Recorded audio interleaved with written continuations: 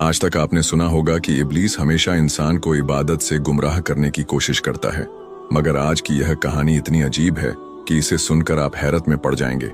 एक शख्स अंधेरी रात में नमाज अदा करने के लिए अपने घर से निकला। रास्ता बहुत अंधेरा था और चलते हुए उसे ठोकर लग गई। वह मुंह के बल गिर पड़ा और कीचड़ से लथपथ हो गया। गंदे कपड़े देखकर वह वापस घर लौटा, लिबास बदला और फिर से मस्जिद की ओर रवाना हुआ। अभी कुछ ही कदम चला था कि उसे दोबारा ठोकर लगी और वह फिर गिर पड़ा, मगर उसकी हिम्मत कम न हुई। वह फिर घर लौटा, कपड़े बदले और एक बार फिर मस्जिद की ओर बढ़ा।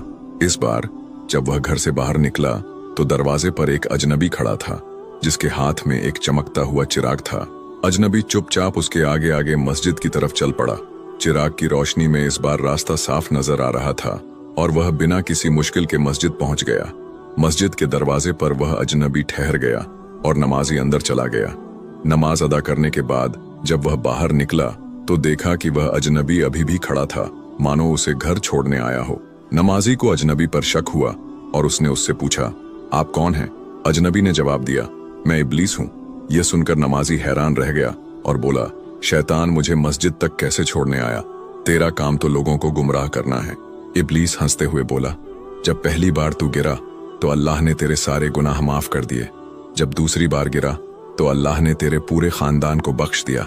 मुझे डर था कि अगर तू तीसरी बार गिरा तो अल्लाह पूरे गांव को बख्श देगा, इसलिए मैं चिराग लेकर आया ताकि तू बिना गिरे मस्जिद पहुंच जाए। यह सुनकर नमाजी की आंखों में आंसू आ गए। उसने सजदे में गिरकर अल्लाह का शुक्र अदा किया कि उसकी मेहनत और नियत को अल्लाह ने कबूल कर लिया।